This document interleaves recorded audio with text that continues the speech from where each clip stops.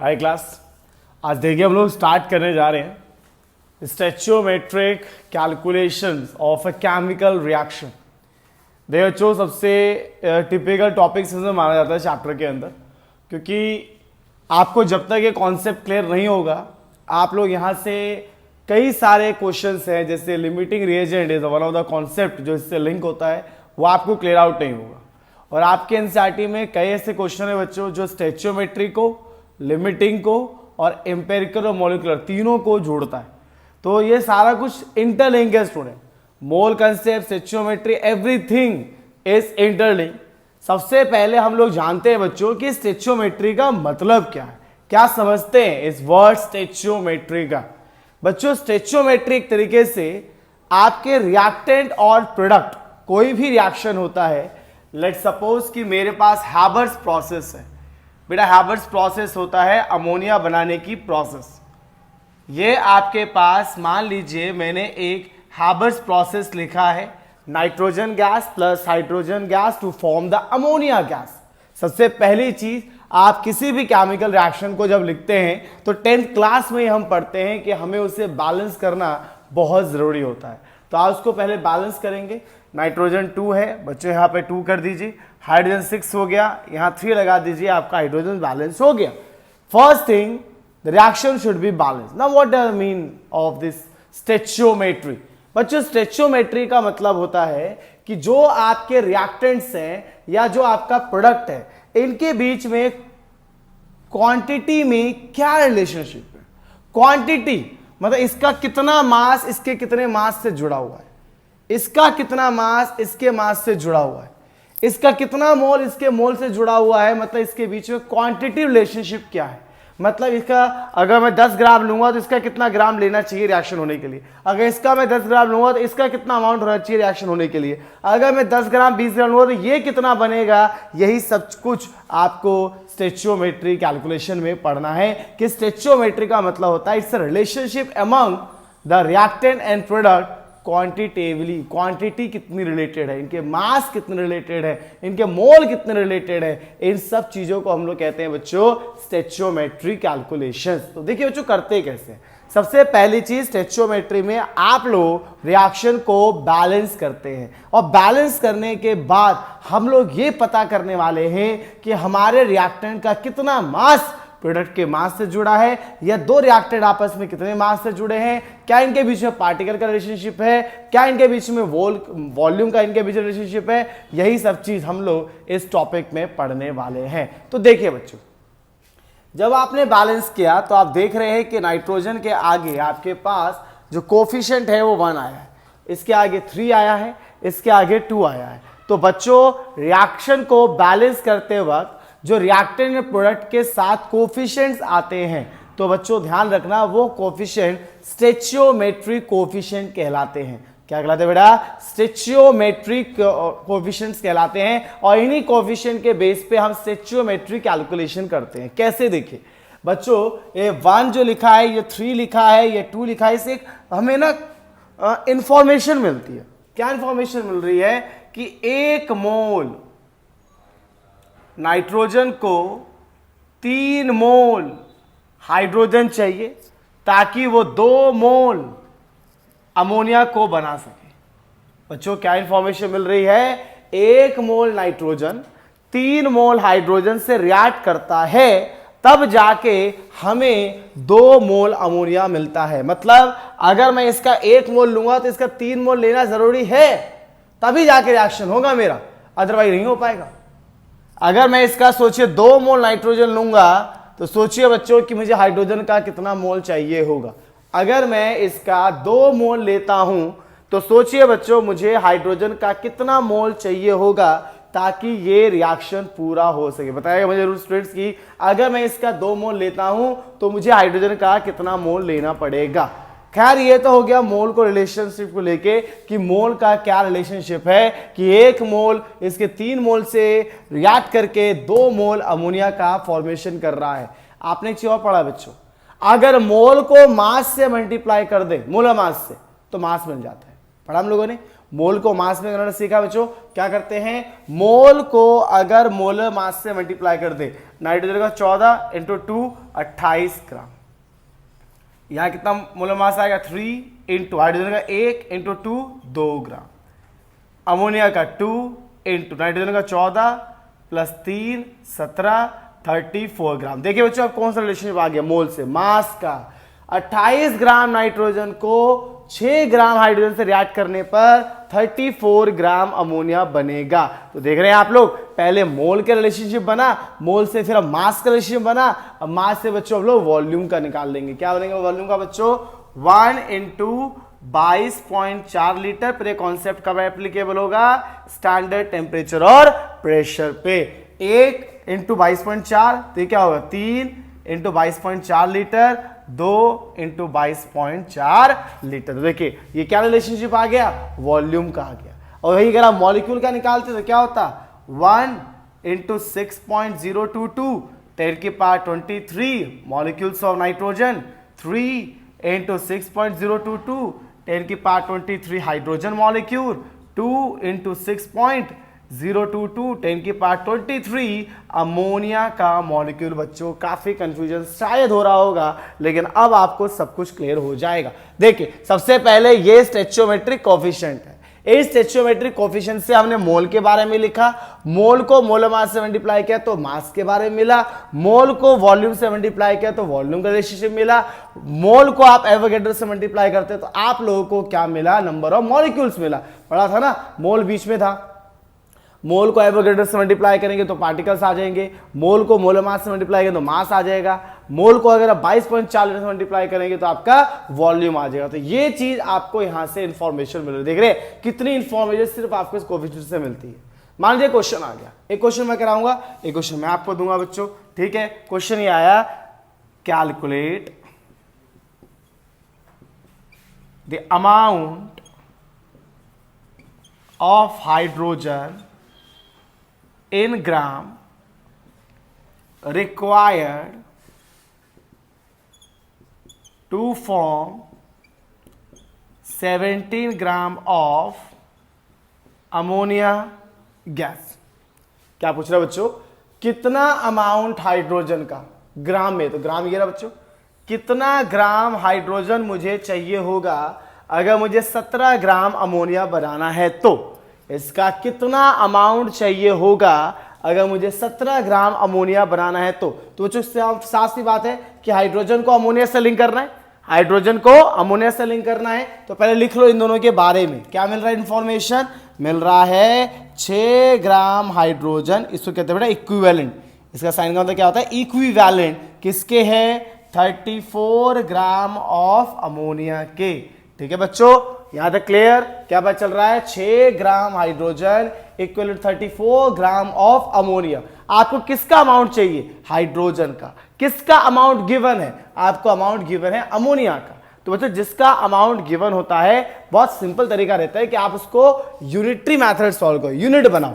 क्या इंफॉर्मेशन मिल रहा है, 34 ग्राम अमोनिया बनाने के लिए 6 ग्राम हाइड्रोजन। बच्चों यूनिटरी मेथड समझते हैं ना, जैसे आप छोटी क्लास में करते थे ना, बचपन में करते थे कि 10 रुपए में इतने पेन आ रहे हैं तो 1 रुपए में इतने पेन आएंगे, डिवाइड करके फिर जितने अमाउंट होते हैं उससे मल्टीप्लाई करते ना छोटी क्लास में। तो 34 ग्राम अमोनिया को 6 ग्राम हाइड्रोजन चाहिए, तो 1 ग्राम अमोनिया को 6/34 ग्राम हाइड्रोजन चाहिए, है ना।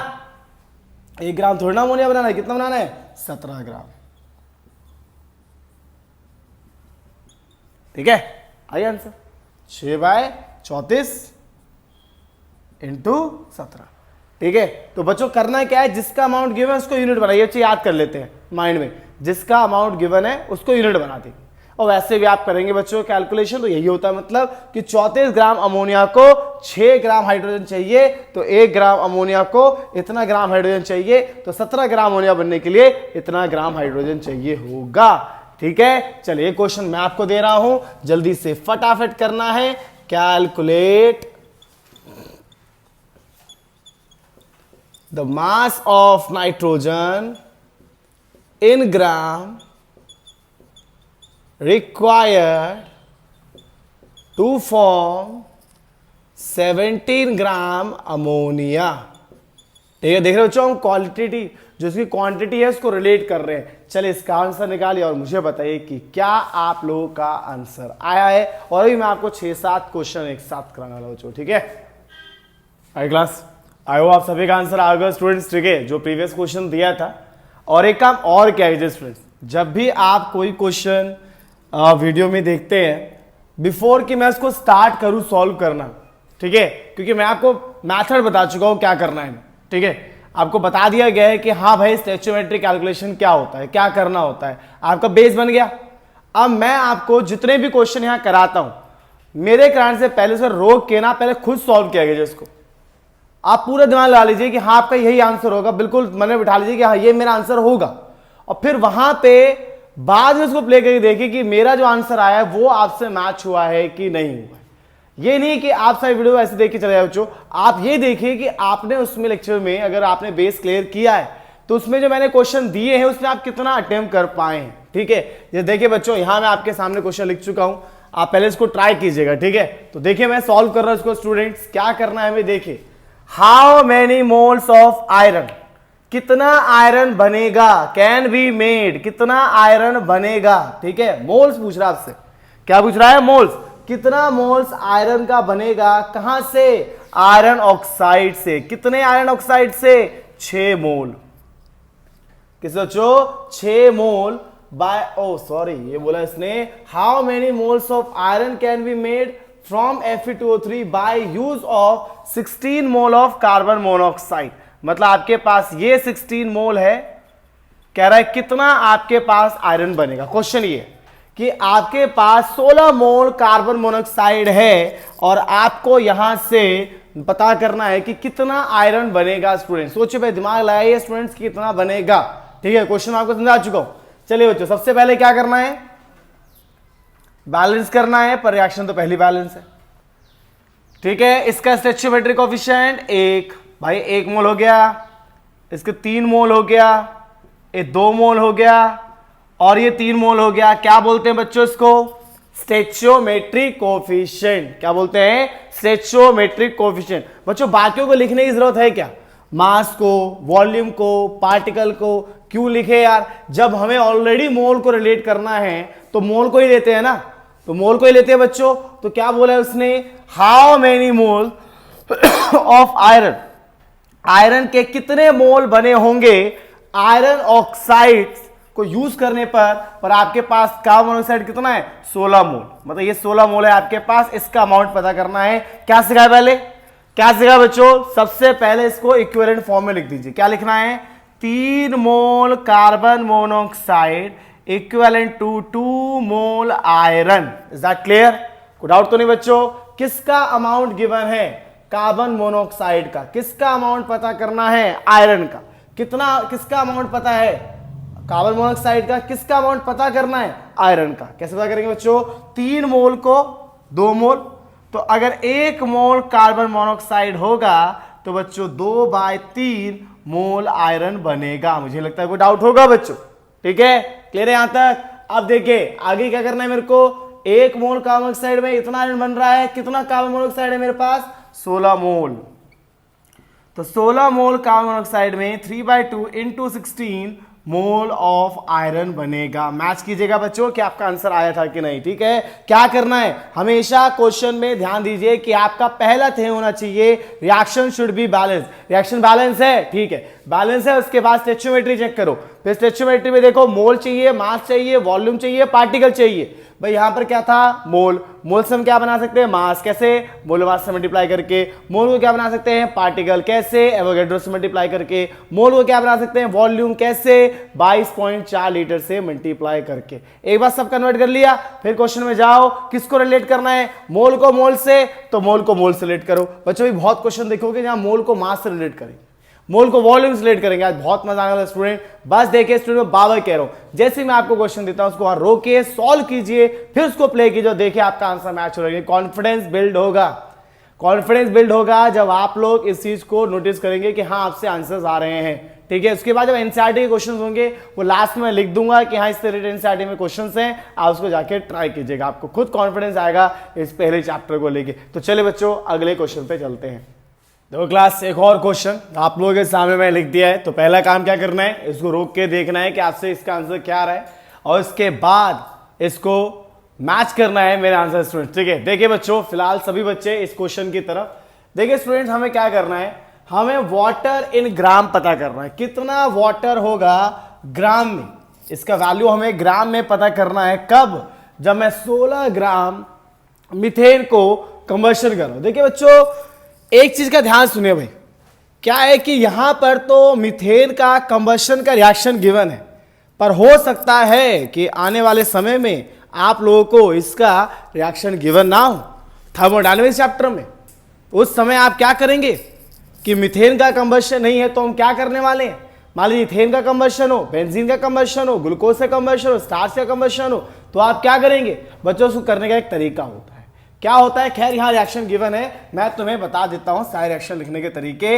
मीथेन, इथेन, प्रोपेन, ठीक है, और ब्यूटेन।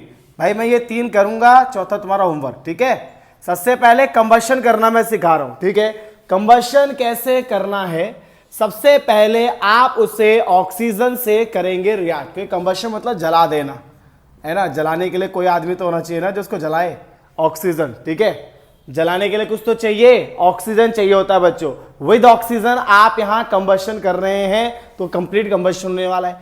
विद ऑक्सीजन करने वाले बच्चों, कंबशन हमेशा एक ही प्रोडक्ट बनता है, कार्बन डाइऑक्साइड, पानी और गर्मी, हीट। लेकिन लिखना नहीं है हमें, यहां भी क्या बनेगा, carbon dioxide, water and heat. Heat लिखना नहीं है बच्चों, यहां भी वही बनेगा, carbon dioxide, water and heat. ठीक है, लिखना नहीं है हीट को। तो हमेशा कंबशन का एक ही प्रोडक्ट बनता है, क्या बनता है, कार्बन डाइऑक्साइड एंड वाटर। इसे जहां भी चीजें जलती है बेटा, कार्बन डाइऑक्साइड निकलता है। जहां भी चीजें जलेंगी कार्बन डाइऑक्साइड निकलेगा, जो भी फ्यूल बर्न होगा कार्बन डाइऑक्साइड वहां से निकलेगा। अब बच्चों हमें क्या करना है, रिएक्शन को बैलेंस। ठीक है, बस और कुछ नहीं, carbon 1 carbon 1, hydrogen 2, sorry hydrogen 4 hydrogen 2, 2 कर दो, ऑक्सीजन 2 और 2 4, यहां 2 लगा दो, गया यही लिखा है ना वहां पर, यही लिखा हुआ है। अब इथेन का कंबशन है, कार्बन 2 कार्बन 2, फिर हाइड्रोजन बैलेंस करो, हाइड्रोजन 6 हाइड्रोजन 6, ऑक्सीजन 3 और 4, 4 और 3 7, तो 7 है तो लिख दो 7/2, है कि नहीं। Carbon 2 carbon 2, hydrogen 6 oxygen 7 7/2। इसको करो, कार्बन 3 हाइड्रोजन 8 ऑक्सीजन 3 और सॉरी 4 और 6 10, सिंपल हो गया, काफी सिंपल हो गया। 5 22 का कर लेना, है ना। ये क्या है, कंबशन लिखने का तरीका है। कंबशन ऐसे ही लिखा जाता है, क्योंकि बच्चों जहां तक मैं जानता हूं कंबशन का रिएक्शन एग्जाम में लिखा हुआ नहीं आता है। वो तो खैर हम स्टोइचियोमेट्री सीख रहे थे तो मैंने आपको बता दिया कि हाँ भाई कंबशन किस तरह से किया जाता है। ठीक है, फिलहाल ध्यान रखिएगा बच्चों, कंबशन रिएक्शंस को लिखना आपको आना चाहिए। और सिर्फ कंबशन नहीं, जब थर्मो चैप्टर में जाएंगे, हेस लॉ, नाम तो हंसने वाला लेकिन बच्चों उसको करते करते आपकी हंसी गायब हो जाएगी। ठीक है, जब हम थर्मोडायनामिक्स करेंगे, हेस लॉ में आप लोग सीखेंगे कंबशन रिएक्शंस के बारे में। ठीक है, वहां पे एलोट्रॉपिक मॉडिफिकेशन भी सीखेंगे, बहुत सारे रिएक्शंस हैं। जब थर्मोडायनामिक्स में आएंगे उसके लेक्चर डलेंगे बच्चों, तो आप जरूर उसको आगे विजिट कीजिएगा। ठीक है, तो फिलहाल यहां देखिए बच्चों, हम लोग इस रिएक्शन पे आ चुके हैं। इसकी स्टोइचियोमेट्री की बात करते हैं, कितना मोल है भाई, 1 मोल। ये कितना मोल, 2 मोल। ये कितना मोल, 1 मोल। ये कितना मोल, 2 मोल। पर मोल नहीं चाहिए अपने को, ग्राम चाहिए बच्चों। मोल को ग्राम में कैसे लाते हैं, इनटू मोलर मास। कार्बन कितना होता है, 12, हाइड्रोजन 4 है, 2 इंटू ऑक्सीजन कितना होता है, 16, ऑक्सीजन 2 है, 1 इंटू कार्बन का 12, ऑक्सीजन का 16, 2 इंटू हाइड्रोजन का 2, ऑक्सीजन का 16। कोई दिक्कत वाली बात नहीं बच्चों, क्लियर यहां तक। क्या हो गया, कार्बन का 12, हाइड्रोजन का 4, ऑक्सीजन का 16, पर 2 ऑक्सीजन था, 2 से मल्टीप्लाई, कार्बन का 12 प्लस 2 टाइम 16। ठीक है, तो क्या हो गया बच्चों, ये हो गया 1 इंटू 16 ग्राम। ठीक है, प्लस लगा दिया था, 2 इंटू 32 ग्राम। ये कितना हो गया, 1 इंटू 44 ग्राम, 2 इंटू 18 ग्राम। कोई दिक्कत नहीं बच्चों। ठीक है, अब देखिए हमें किसको रिलेट करना है, मेरे को चाहिए कितना वाटर आएगा, कितना वाटर ग्राम में आएगा जब 16 ग्राम, अरे ले यार ये तो आंसर ही है हमारे पास, ये तो आंसर ही है। 16 ग्राम उसने दिया था, 16 ग्राम यहां पर है, 16 ग्राम में 36 ग्राम पानी निकलेगा। खत्म, क्वेश्चन को करना ही नहीं था। तो भाई 16 ग्राम मिथेन में कितना वाटर निकलेगा पूछ रहा था, तो ये 16 ग्राम में तो पहले ही वाटर पता है कितना निकलेगा 36 ग्राम, तो कोई कैलकुलेशन की नीड ही नहीं थी, कोई नीड ही नहीं थी। मैं क्वेश्चन छोड़ रहा हूं फिर यहां पर भाई 16 ग्राम नहीं है 8 ग्राम, ठीक है, तो तब भी आंसर आ जाएगा, बिल्कुल माइंड में कर दिया होगा तुमने। नहीं 16 ग्राम है 36 ग्राम, तो 8 ग्राम का भी तुमने निकाल दिया होगा, 18 ग्राम का भी निकाल देना, 28 ग्राम का भी निकाल देना, ठीक है। ये 3 क्वेश्चन फटाफट आप लोग इसमें से कर सकते हैं। तो जो आपने सीखा क्या, सबसे पहले जब भी स्टैच्योमेट्री लगाया जाता है बच्चों, तो स्टैच्योमेट्री का कंसेप्ट ये होता है कि भाई सबसे पहले बैलेंस कर दो, बैलेंस करने के बाद सबके मोल की इंफॉर्मेशन, मास की इंफॉर्मेशन, वॉल्यूम की इंफॉर्मेशन, पार्टिकल की इंफॉर्मेशन वहां लिख सकते हो, फिर देखो क्वेश्चन में क्या पूछा गया है, ठीक है। इस तरीके से स्टैच्योमेट्री का कंसेप्ट आप लोगों को मेरे ख्याल से बच्चों क्लियर रहा होगा। प्लीज स्टूडेंट जैसा भी आपको लेक्चर लगता है प्लीज उसको बताया करें, ताकि अगले लेक्चर में हम उसको ठीक कर सके, ठीक है। It's very important to us your feedback, अगर कैसा भी है बच्चों प्लीज आप लोग उसको बताया कीजिए, और अच्छा लगता है स्टूडेंट तो प्लीज आप लोग सभी आंसर जो होते हैं आप लोग प्लीज कमेंट सेक्शन में लिखिए कि हाँ आपके क्या आंसर्स आ रहे हैं, ठीक है। तो चलिए नेक्स्ट लेक्चर में जब हम मिलेंगे तो स्टैच्योमेट्री को आगे बढ़ाएंगे, कुछ एनसीईआरटी के कुछ जेईई के क्वेश्चंस को वहां पर ऐड करेंगे, ठीक है। आज के लिए इतना ही।